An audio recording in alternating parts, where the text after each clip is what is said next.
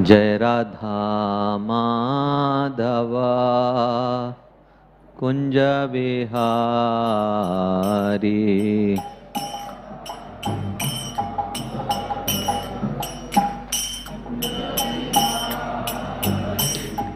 जय राधा माधवा कुंज विहारी।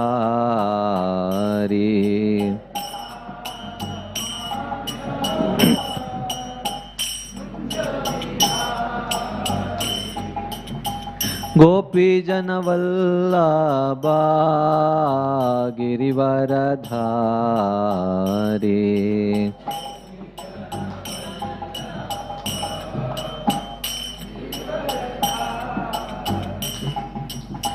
यशोदनंदन ब्रज जन रंजना।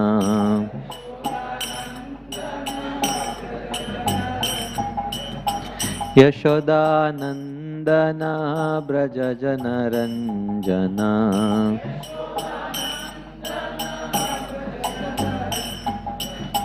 यशोदानंदन ब्रज जन रंजना।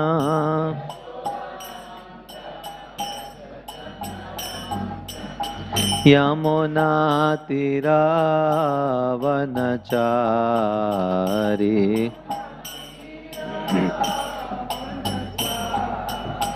यमुना तीरावनचारी।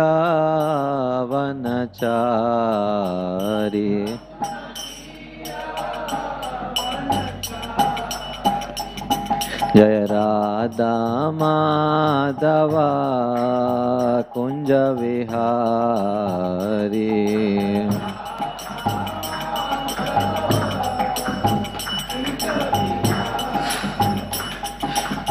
गोपी जन वल्लभा गिरिवरधारी।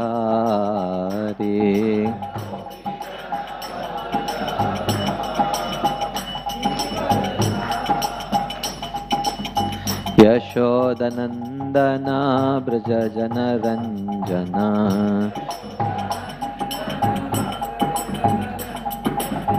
यमुना तीरावनचारी।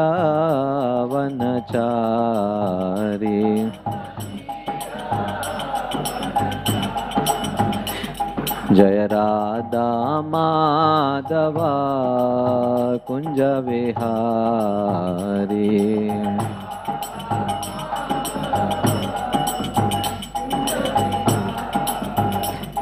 जय राधा माधवा कुंज विहारी।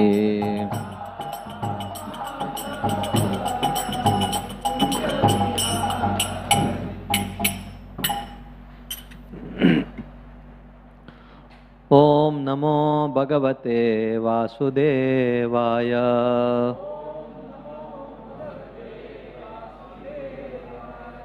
ओम नमो भगवते वासुदेवाय।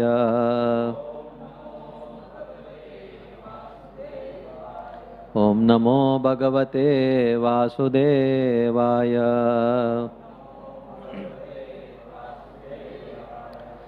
नारायणं नमस्कृत्य नरं चैव नरोत्तमं देवीं सरस्वतीं व्यासं ततो जयमुदीरयेत्। नष्टप्रायेषु भद्रेषु नित्यं भागवत सेवया भगवतीरुत्तमश्लोके भक्तिर्भवति नैष्टिकी। कृष्णाय वासुदेवाय देवकीनन्दनाय च नन्दगोपकुमाराय गोविन्दाय नमो नमः। Hare Krishna.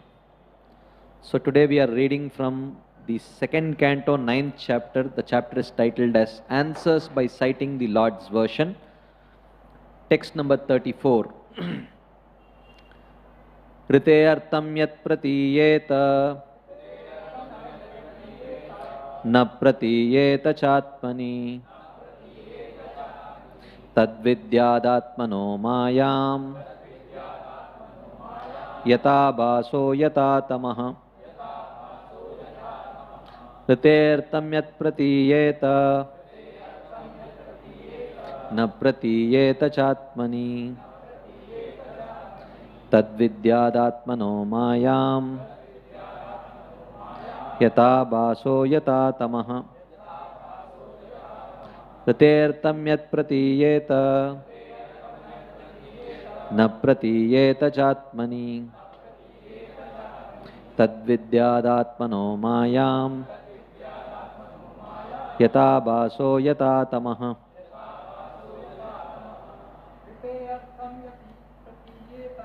ऋतेऽर्थं यत् प्रतीयेत न प्रतीयेत चात्मनि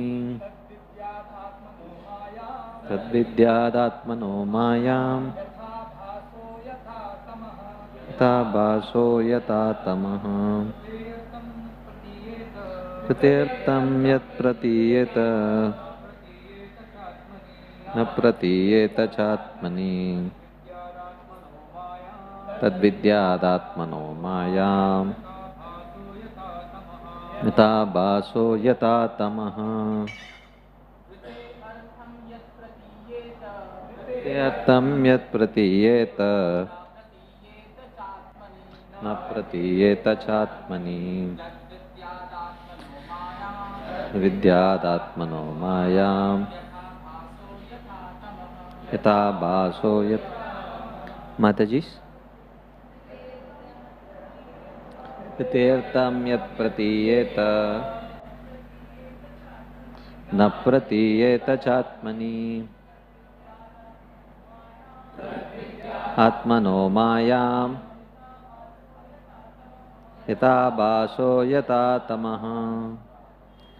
Word to word meanings: Rite, without; Artham, value; Yat, that which; Pratiyeta, appears to be; Na, not; Pratiyeta, appears to be; Cha, and; Atmani, in relation to me; Tat, that; Vidyat, you must know; Atmanaha, my; Mayam, illusory energy; Yata, just as; Abhasaha, the reflection; Yata, as; Tamaha, the darkness. Translation by Srila Prabhupada. O Brahma, whatever appears to be of any value, if it is without relation to me, has no reality.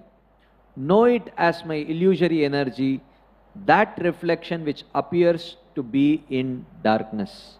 So this verse is being covered in three parts. Yesterday His Grace Krishna Chandra Prabhu spoke on the first part of the purport. So today we will be taking the second part, and tomorrow I think His Grace Shivram Prabhu will be covering the third part of the purport. So I will read just the second part of the purport.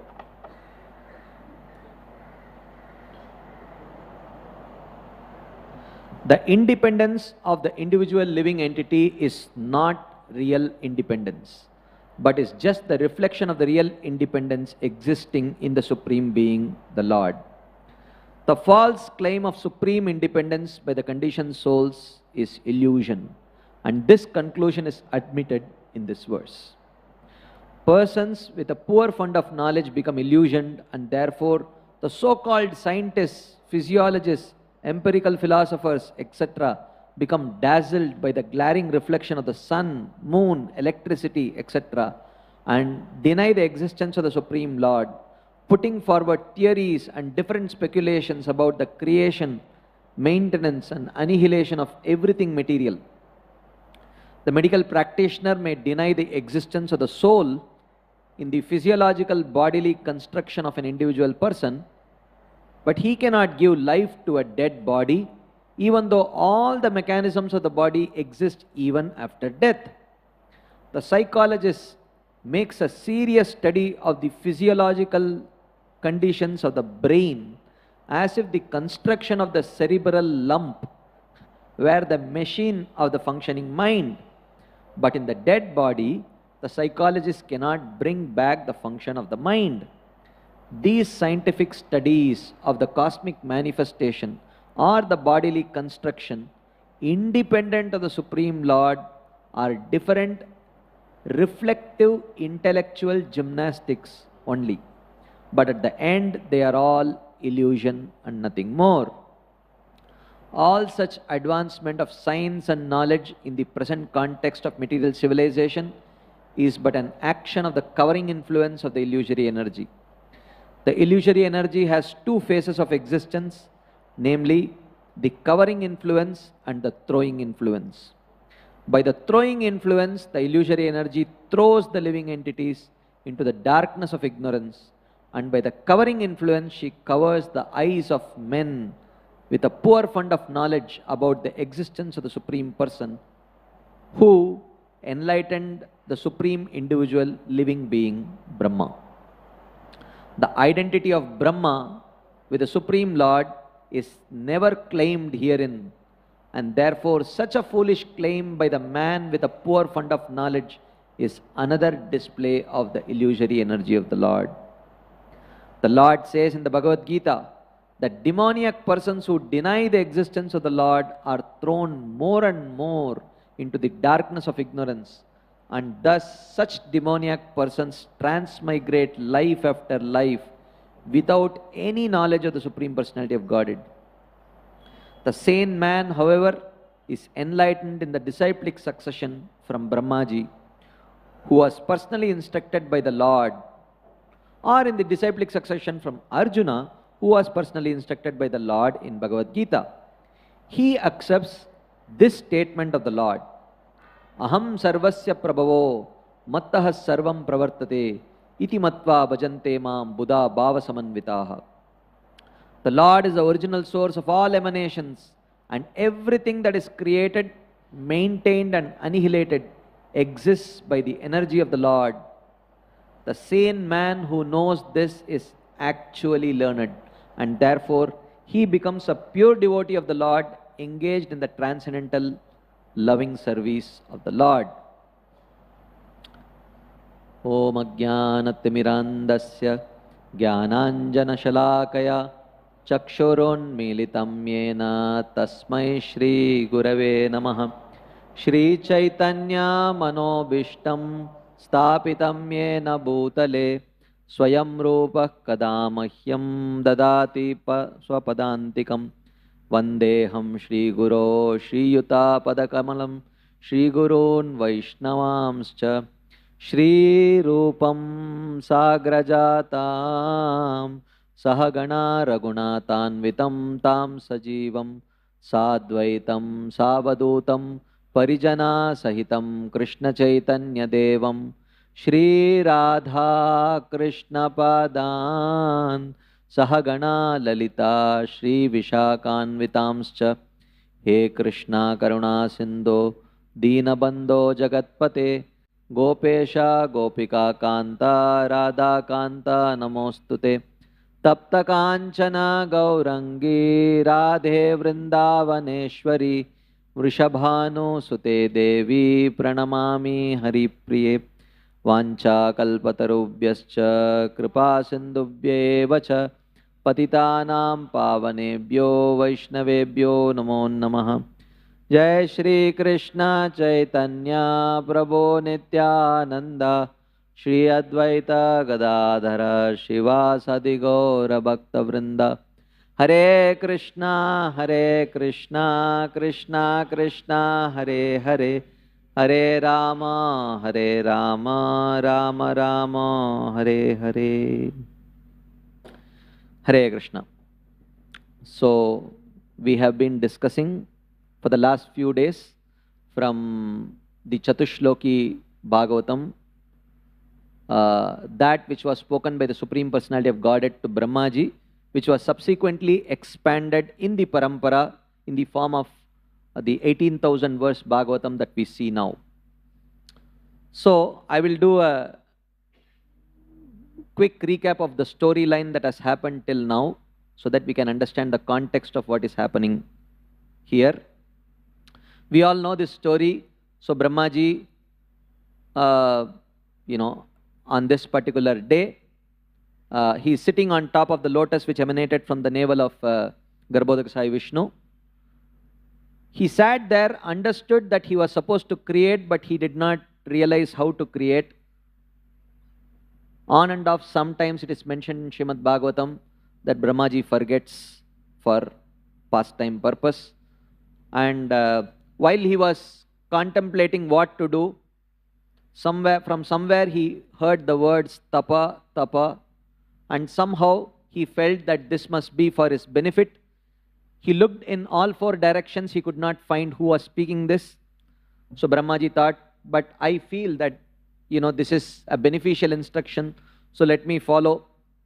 So he sat and meditated for 1000 celestial years. 1000 celestial years is 360,000 human years. Considering Brahmaji's lifespan, this is not much. This is hardly 1 or 2 seconds, actually. In one sense, he did not really perform such long austerity according to his own lifespan. But the Supreme Lord was very pleased and gratified by this austerity of Brahmaji. So the Lord appeared, he showed his own Vaikuntha planet to Brahmaji, and with great appreciation, he shook hands with Brahma and he said, "My dear Brahma, I am very pleased with your long austerities," he says. It was not really long, it was hardly 1 or 2 seconds austerities which Brahmaji performed. But again and again, the Supreme Lord says, such austerities, is amazing. You have performed such long austerities again and again. And it was not in a sarcastic way that he was indicating. The Lord realized that Brahmaji was actually serious to take whatever it was needed to perform a long austerity. But Brahmaji cannot perform long austerities because, the creation cycle has to happen periodically.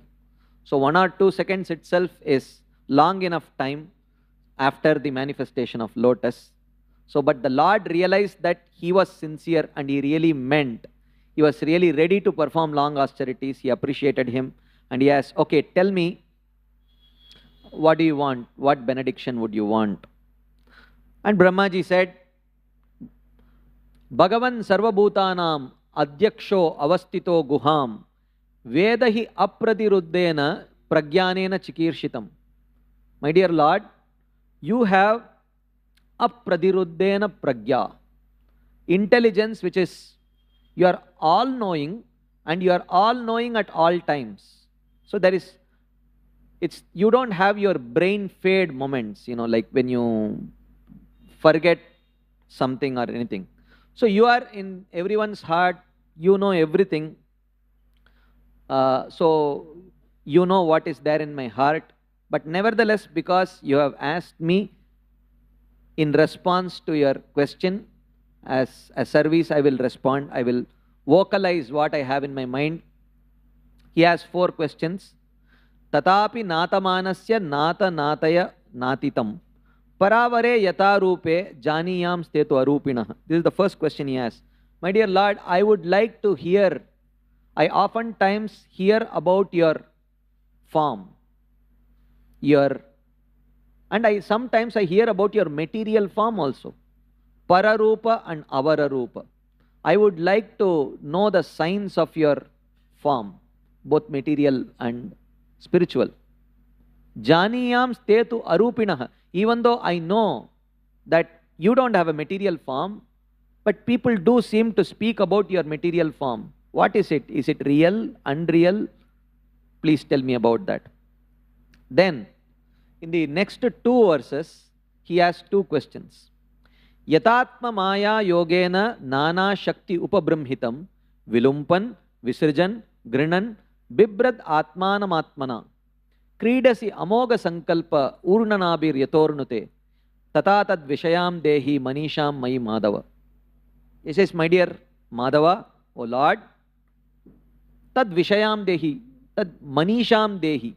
Please give me that intelligence by which I can understand how you carry out creation, maintenance and destruction of this universe through your Mahamaya Shakti.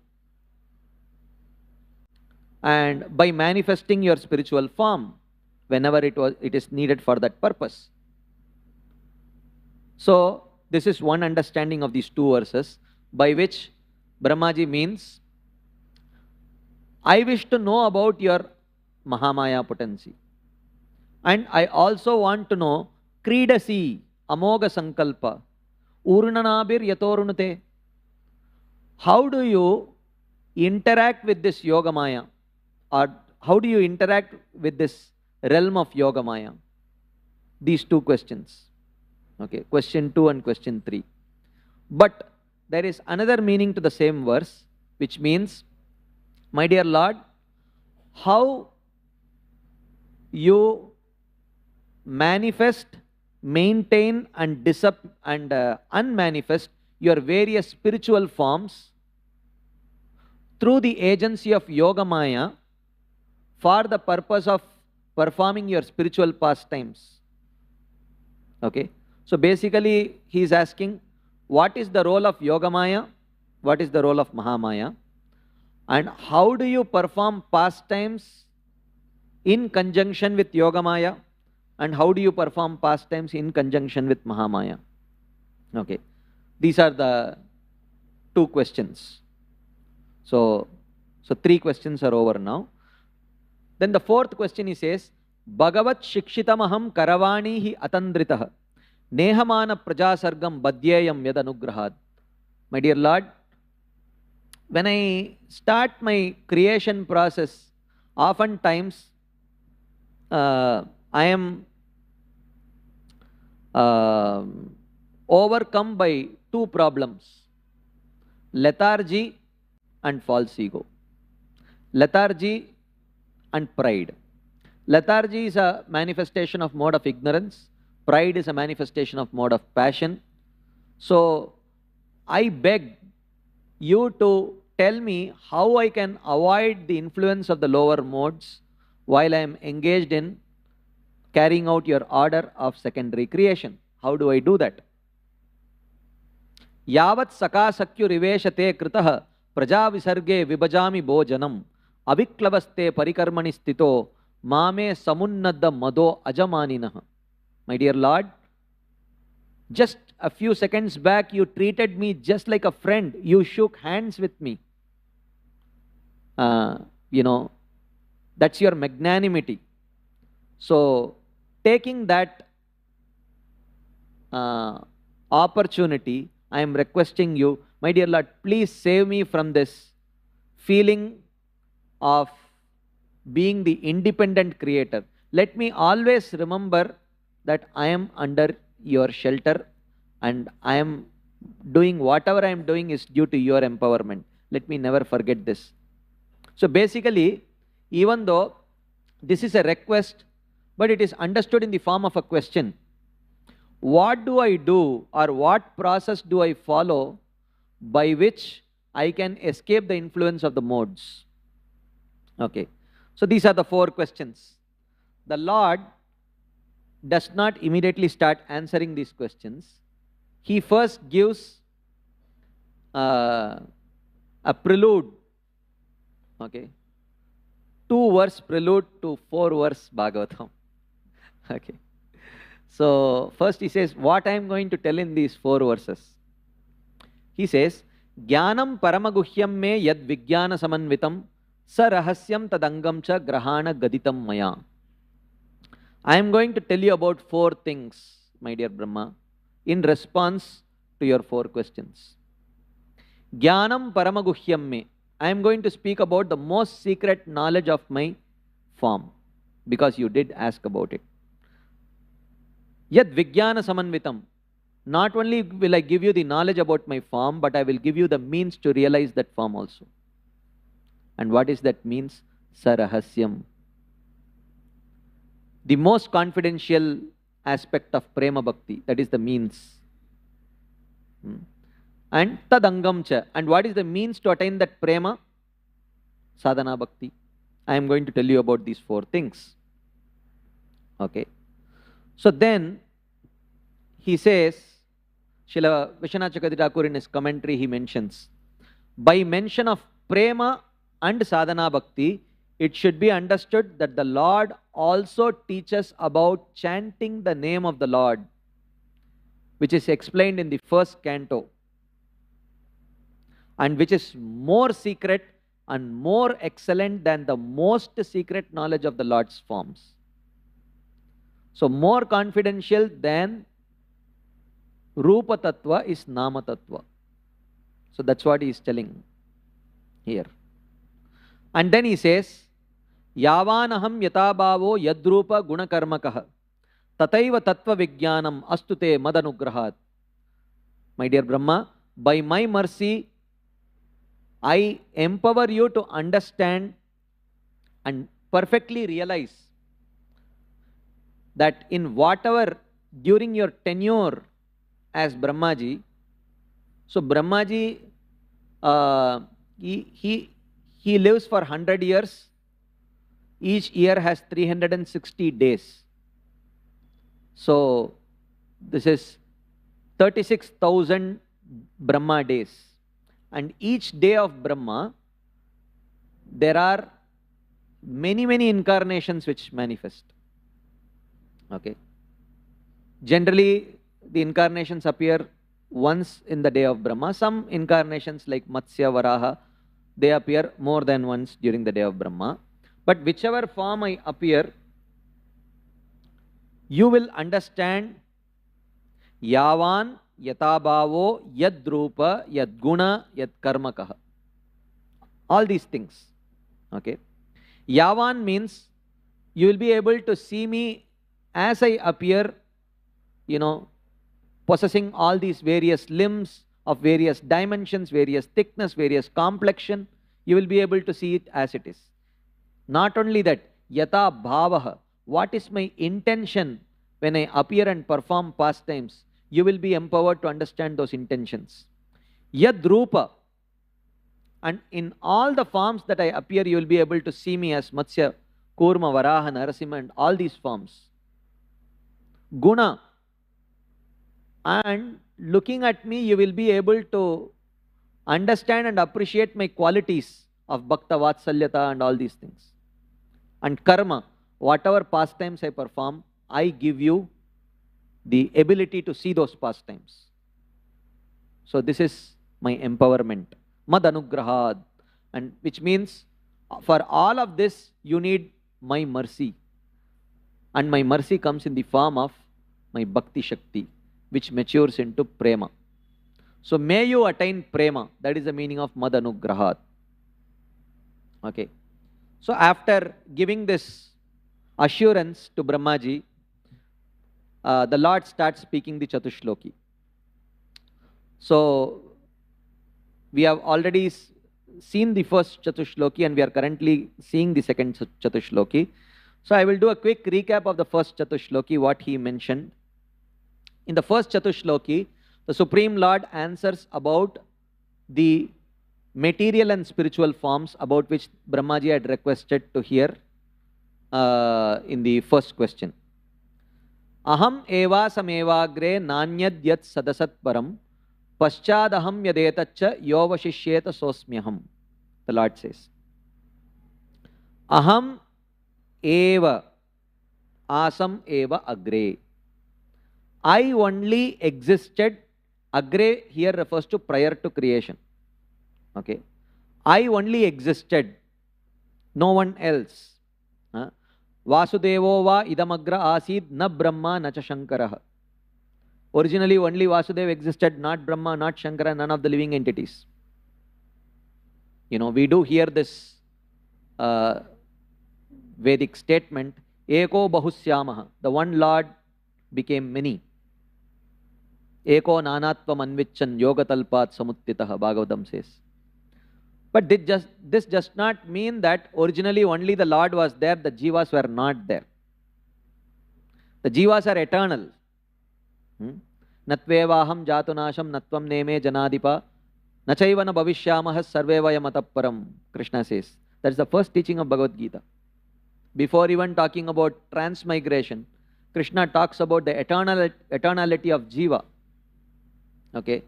So, what does it mean? Eko Bahusyamaha, the one Lord desired to become many.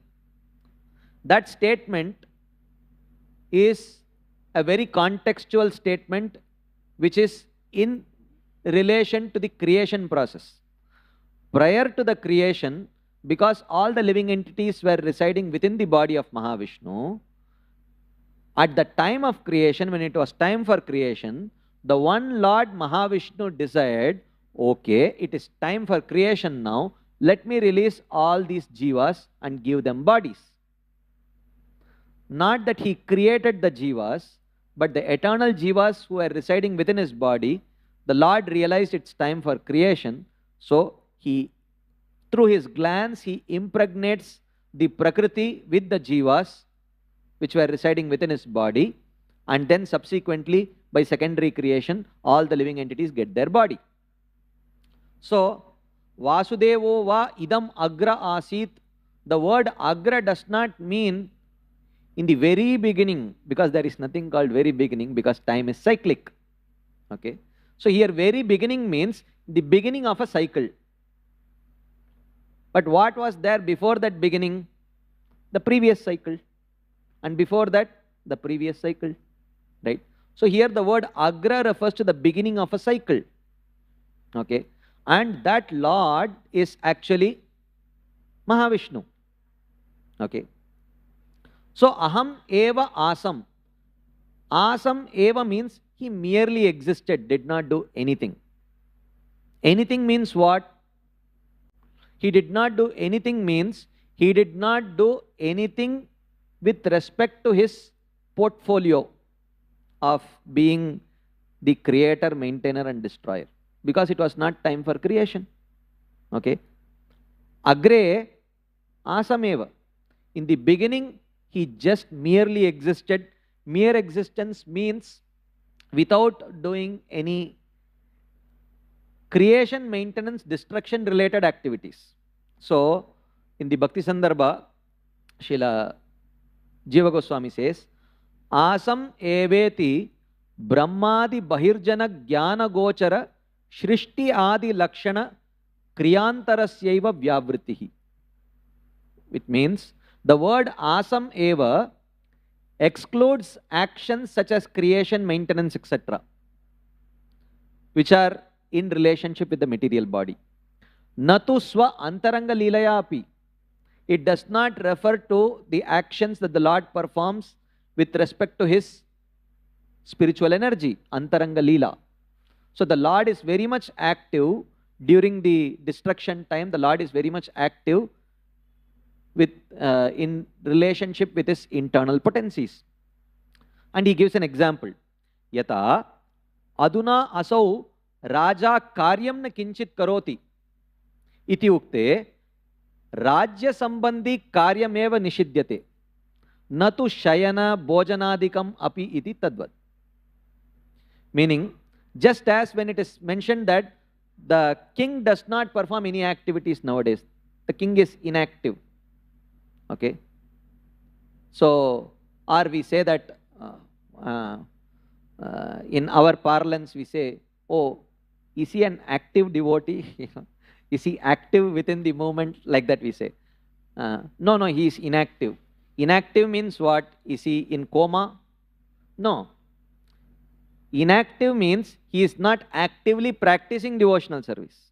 Similarly, when we say that the king is no longer active, it means Rajya Sambandhi Karyameva Nishidyate. He is not performing any Rajya Sambandhi Karya, but Natu Shayana Bhojana Adikam.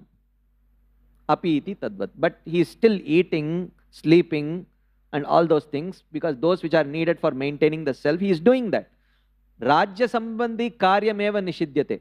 So therefore, when Asam Eva, he merely existed, does not mean that he did not do any activity. It means he did not do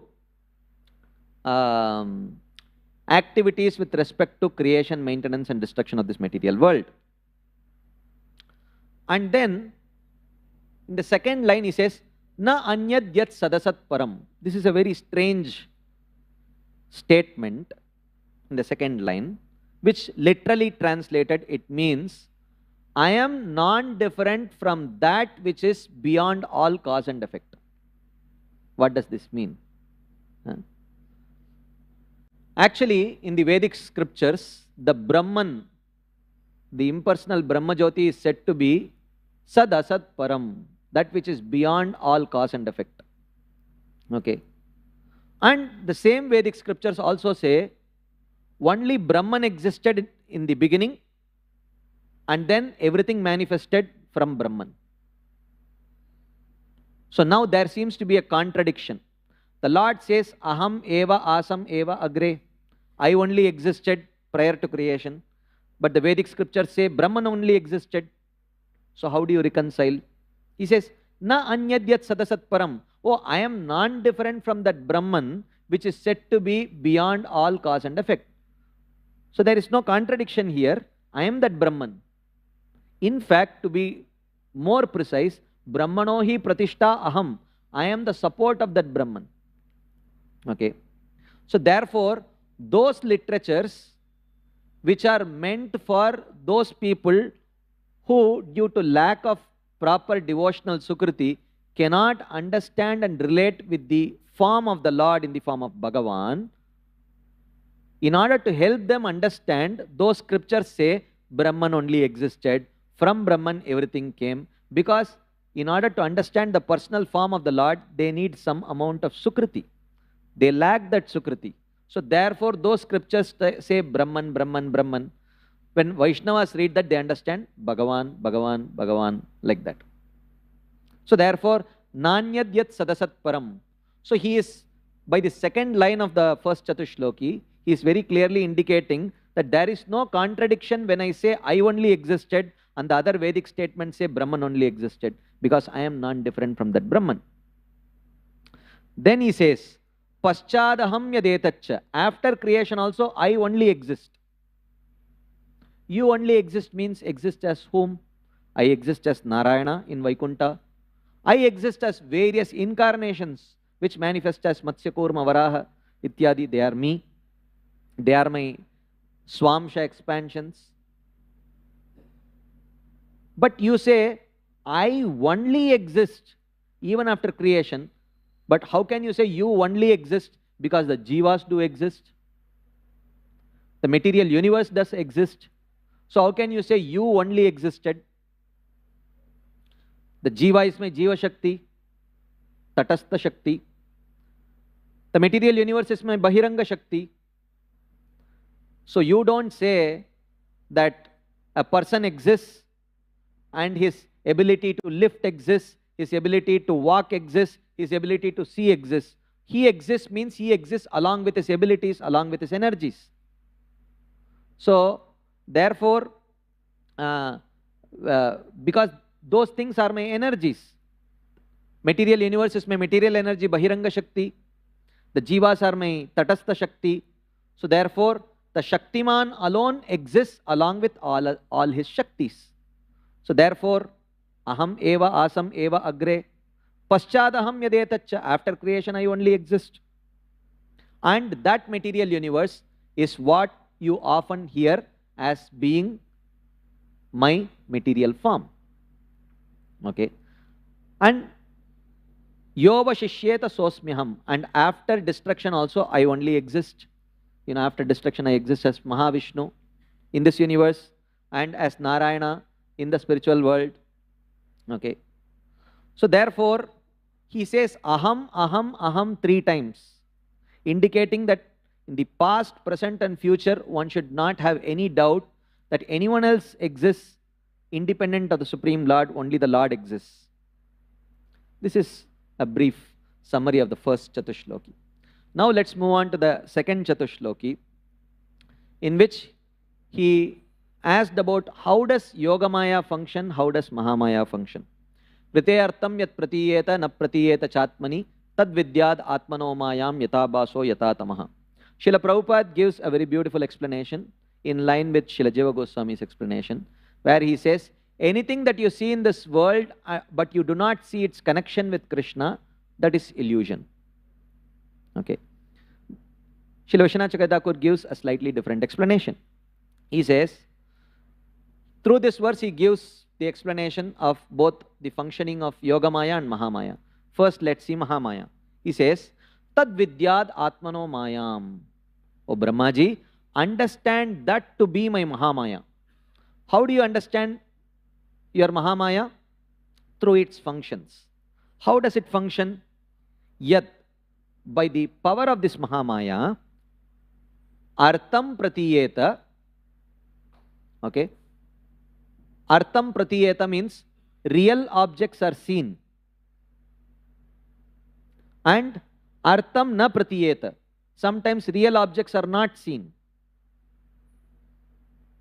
And sometimes na artham pratiyeta. That which is unreal is seen. And na artham na pratiyeta. That which is unreal is not seen. Rite atmani. And what I am talking about is with respect to the soul, he says. Yata abaso yata tamaha. Just as, literally translated, it means just as light and darkness. Okay. What it means is, when you switch on, when light is on, you see real objects, and that which is not there you don't see. But when the same light is switched off, then one may start speculating about and becoming fearful of that which is not there, and one may start perceiving things, or one may not see things which are actually there. Like nowadays in GEV you have full paver blocks everywhere, right? So but these are maybe 5, 6, 7 years before, maybe even longer than that, maybe 10 years before, devotees used to stay in, Goshala, and they had to come for Mangalarti, whether it is monsoon time or whatever. So monsoon times, the roads become, there are no roads also, actually kacha path only.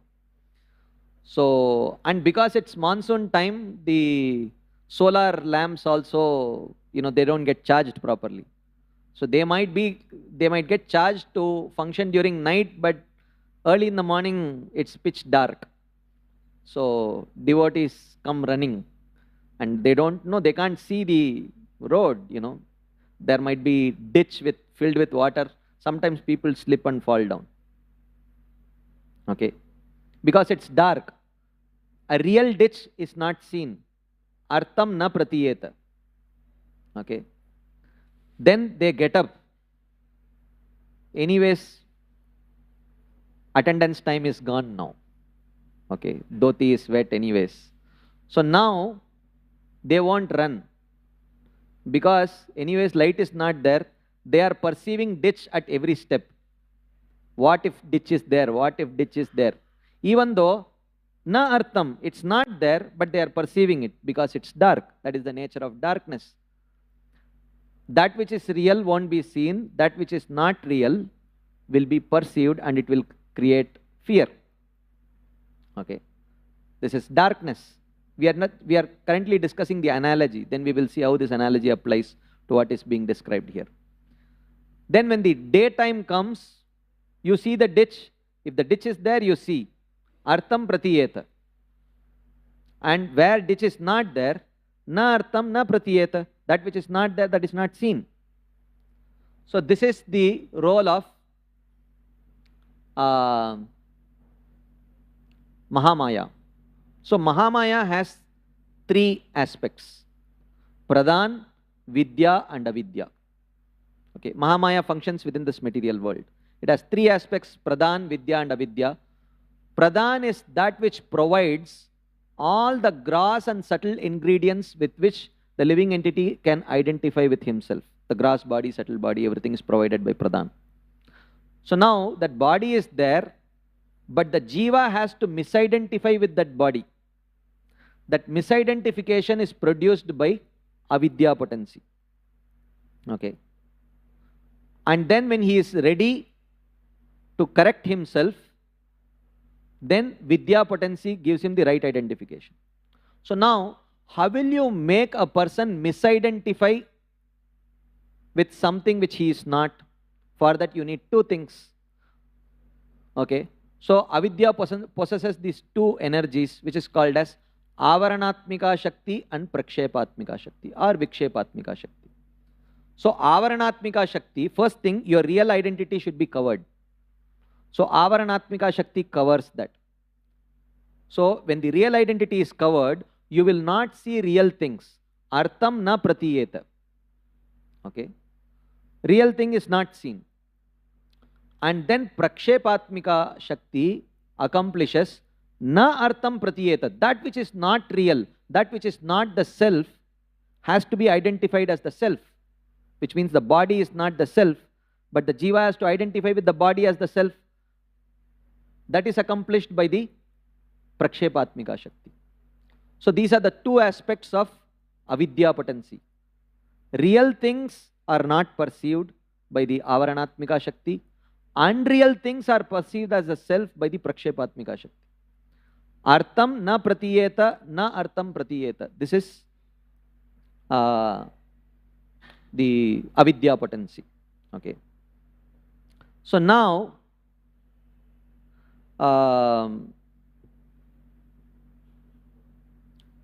anyways, so talking about, before we move on to little further, I just wish to add this one point because it's there in my notes here. If I move on, I may forget. So in this material world, there are materialists, there are perfected devotees in the spiritual world and in the material world, and there are sadhakas who are in between. Okay. So because we are talking about the role of Yogamaya and Mahamaya, we have to understand this particular point very clearly. That in the perfected devotees, the role of this Yogamaya or Mahamaya is to facilitate the external circumstances. Okay. For the perfected devotees, the life situations and external circumstances are orchestrated by Yogamaya. Krishna decides the life situations of perfected devotees through the agency of Yogamaya. And for materialists, karma decides the life situations of ordinary materialists through the agency of Mahamaya. What about sadhakas? For sadhakas, Krishna decides the life situations through Mahamaya. Okay. So only when one becomes qualified to participate in the pastimes of the Supreme Lord, then Yogamaya takes over. But the life situations of sadhakas are not controlled by karma, they are controlled by Krishna. But in order to orchestrate that, Krishna uses the agency of Mahamaya. Okay. So now we have understood the role of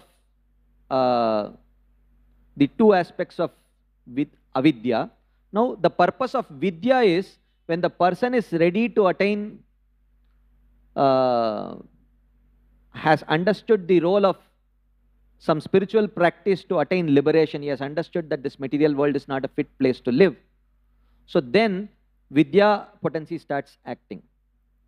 So the vidya potency manifests through the practices which are given, such as karma yoga, jnana yoga, ashtanga yoga. These are manifestations of vidya potency.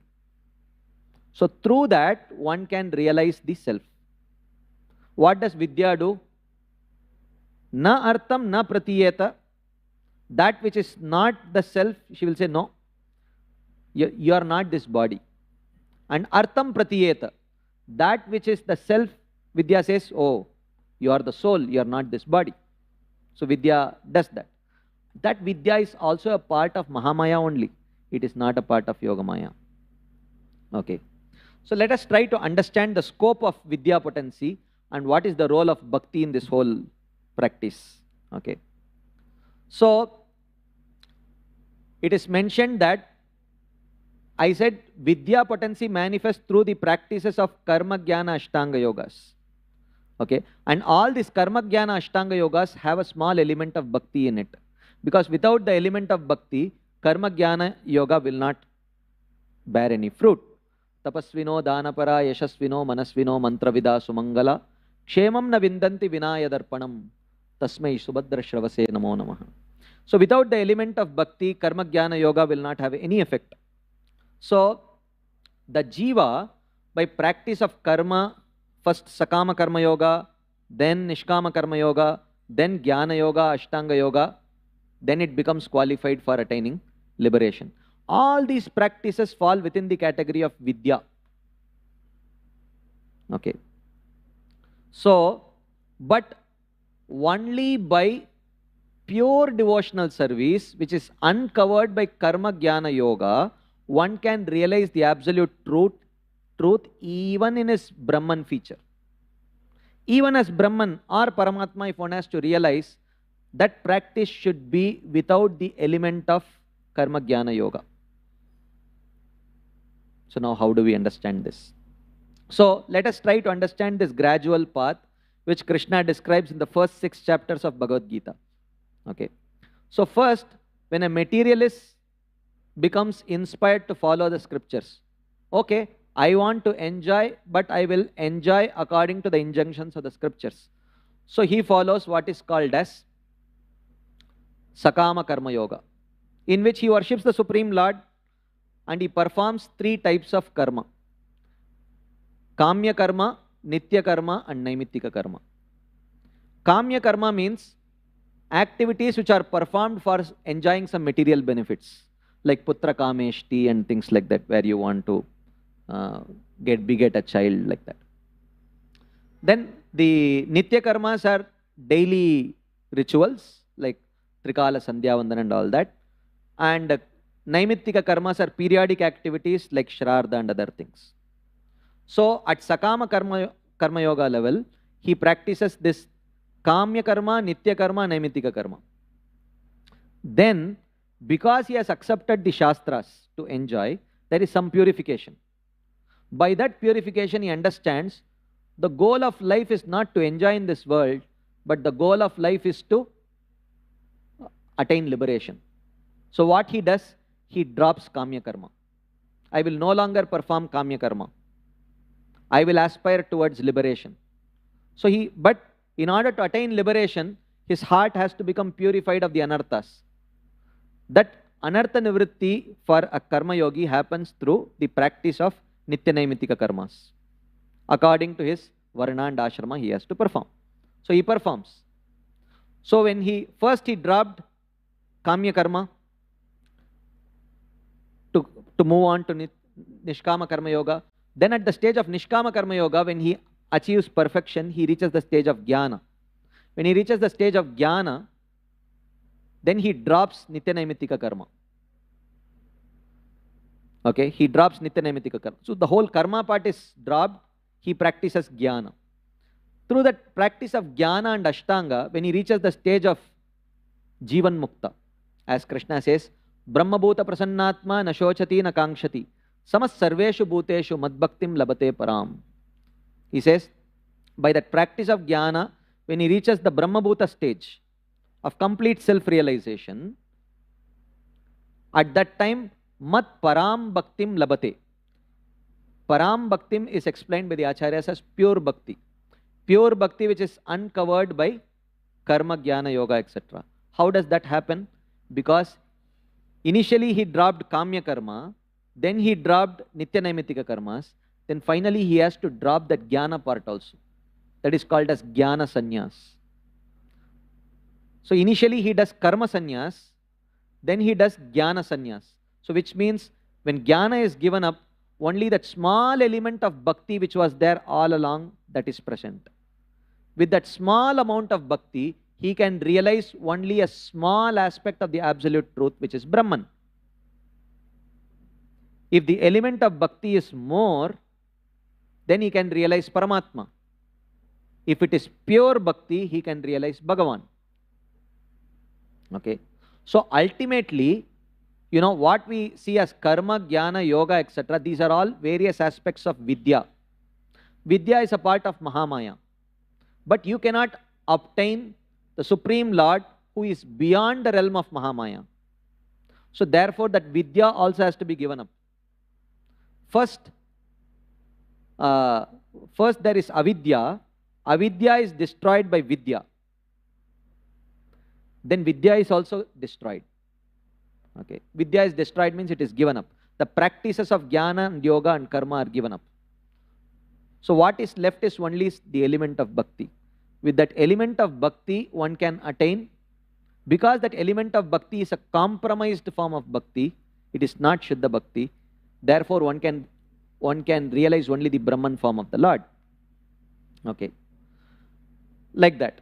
But when one from the beginning only takes up to the practice of pure devotional service, without mixing it with karma, jnana, yoga, etc., then he is not dependent on karma for purification, jnana for realization, and all that. All of that is accomplished by bhakti only. And while karma, jnana have prerequisites of proper birth and all that, bhakti does not have. Anyone can practice bhakti. Kirata honandra pulinda pulkasha abira shumbaya vanaha kasadaya. Like that. And that bhakti only destroys all the material contaminations and eventually helps him achieve that perfection of prema, not just liberation, impersonal liberation. Okay. So, practically, everything within this material world is, except for perfected devotees, everything is controlled by Mahamaya. The spiritual world is controlled by Yogamaya. In between there is Brahma Jyoti, where neither of these Mayas are functional. Okay. So in Brahma Jyoti there is neither influence of Yogamaya nor influence of Mahamaya. That's why the living entities are silent without performing any actions. Because the role of Yogamaya and Mahamaya is to orchestrate external situations so that a living entity can respond according to his internal stimulus. The internal stimulus exists in the form of vasanas. In the material world, the living entities have material vasanas. In the spiritual world, the living entities have spiritual vasanas. So, in order to help with acting according to the material vasanas, Mahamaya orchestrates. In order to help act according to the spiritual vasanas, Yogamaya orchestrates in the spiritual world. But the living entities which go to Brahman, they neither have material vasanas nor have spiritual vasanas. So there is no need of either the function of Yogamaya or Mahamaya to facilitate any performance of action. Therefore, there is inactivity in the Brahman. So this is a brief description of Mahamaya. I will very quickly touch upon Yogamaya. So Yogamaya acts, so this very verse can be used to indicate Yogamaya also. Rite artam yat pratiyeta na pratiyeta chatmani tad vidyad atmano mayam yata baso yata tamaha. So, in the spiritual world, Krishna and the devotees are under the influence of Yogamaya, where sometimes Yogamaya covers something and sometimes she reveals it in order to facilitate the pastimes of the Supreme Lord. For the purpose of pastimes, there is covering, pratiyeta na pratiyeta, pratiyeta na pratiyeta, covering, manifesting, covering, manifesting. Okay. But this has a spiritual purpose, which is to assist the desire of the Lord to perform pastimes. He is Leela Purushottam. Okay. So Yogamaya functions according to the will of Krishna. Okay. Whereas Mahamaya mostly functions for most people according to the will of their karma, according to their karma. We will see one or two examples of Yogamaya. The purpose of Yogamaya, she orchestrates external circumstances to bring out what is already there inside, to bring out that flavor of love. Yogamaya does not create love. She orchestrates external circumstances in order to bring out that flavor of love which is already there in the hearts of the perfected devotees. So we saw the example in Bhagavatam, there is the example of Krishna showing the universal form within his mouth to Mother Yashoda. Okay. So initially what happened? Yogamaya revealed the material universe. She saw the material universe. Simultaneously around her, she saw the manifestation of Gokula. She got bewildered for a while. And after some time, Yogamaya removed that vision of the universal form. Okay? This is the past time. This is what happened. But how did she respond? The response to any situation is according to the internal stimulus. The external situation is orchestrated by Yogamaya or Mahamaya, but the response is according to the internal stimulus. The internal stimulus is love, and a particular flavor of love which is seen only in Vrindavan. So how did Mother Yashoda respond? She thought, oh, could this be a dream? Am I dreaming? She says, no, how can I be dreaming? My eyes are open. Is this some illusion created by the demigods? She said, I am such an ordinary person. Why would the demigods have better things to do than to create illusion in an insignificant person like me? Then she thought, could this be some mental derangement because of which I am seeing the universe within the mouth? She said, no, my mind seems to be working in proper order. Then she thinks, oh, this must have something to do with what Gargamuni had predicted, that your son would have qualities like Lord Narayan. Maybe it's like that. Then she thought, no, this cannot be true. Look, he's already crying for out of hunger. He's so dependent on me. This fellow has powers like Lord Narayana. This cannot be true. This must be, whatever it may be, I cannot figure out, but my dear Lord Narayana, please protect my child.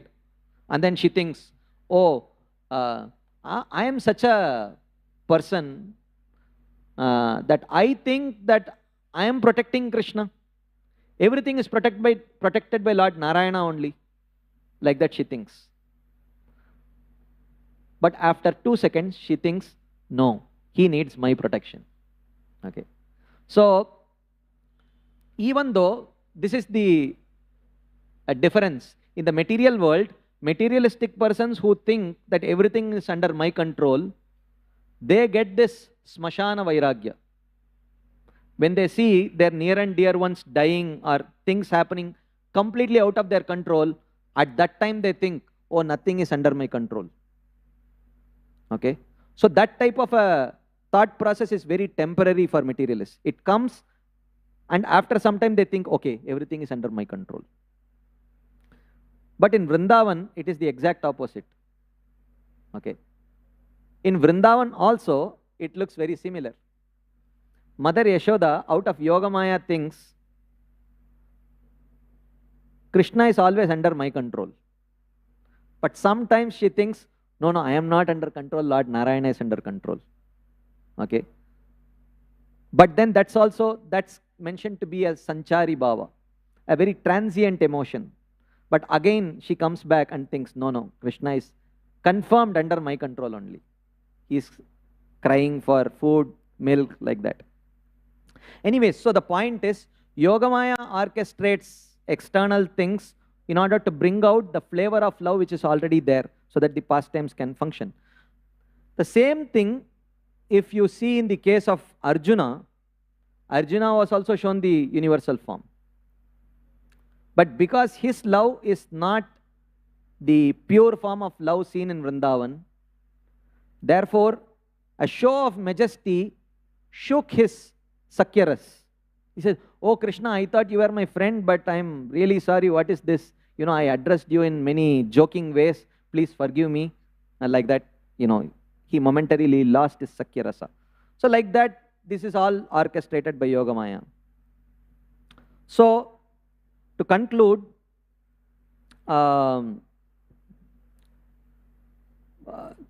there is a sutra that is given to understand this whole second verse of second Chatushloki.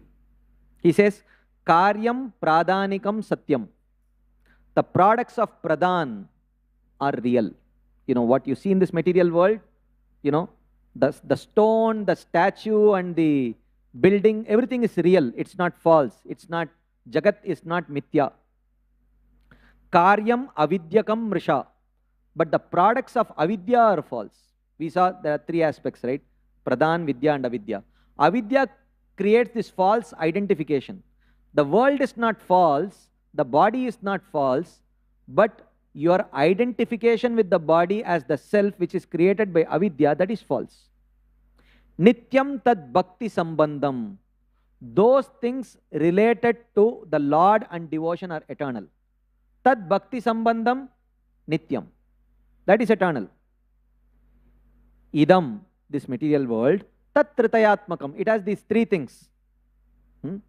The products of pradhan, the manifestation of avidya, and bhakti sambandhi objects. Prapanchikataya buddhya hari sambandhi vastunah. So there is hari sambandhi vastus, there is pradhanika vastus, and then there is avidya where one falsely identifies with the products of pradhan. Pradhanikaha syu deha. What is the material body is a product of pradhan. It is not made of spirit. Tad dharma avidyakaha punaha. And the nature of this body is avidya, ignorance. Jiveshu tattat sambandho bhaktis ched nirgunaschate. If the jiva's bodies are related to bhakti, if the body is engaged in activities of devotional service, nirgunaschate, then they can transcend the gunas. Mam chayo avyabhicharena bhakti yogena sevate sagunan samatityetan brahma bhuyaya kalpate. Chit jiva maya nityaha syus tisraha krishnasya shaktayah. The three shaktis of Krishna are Chit Shakti, Jiva Shakti and Maya Shakti, and their functions are eternal. Tad vrittayascha tabis sabhati ekah parameshwarah. The one Lord manifests his powers through these Shaktis. All these are the Shaktis of the Supreme Lord.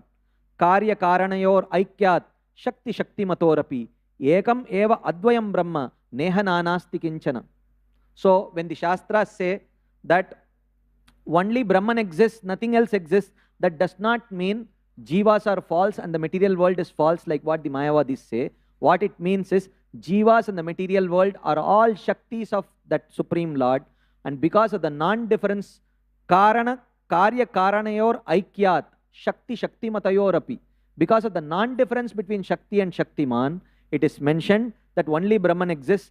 So Brahman means Brahman along with his energies in the form of this material world and the jivas exist. That's the understanding. Bhaktanam eva siddhantas chatushlokiyam mirita. This is the conclusion of the devotees which is described in the Chatushloki Bhagavatam. Shilita bhagavad bhaktais tair eva kila aparaihi. And cultivated by the devotees and not by others. The Mayavadis don't accept this conclusion and cultivate devotional service.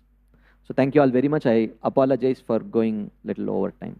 Hare Krishna. Thank you very much. Srila Prabhupada ki jai. Srimad Bhagavatam ki jai.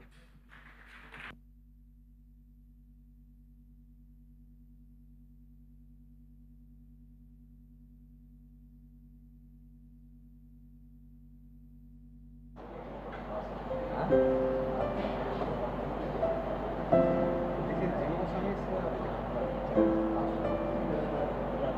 is composition.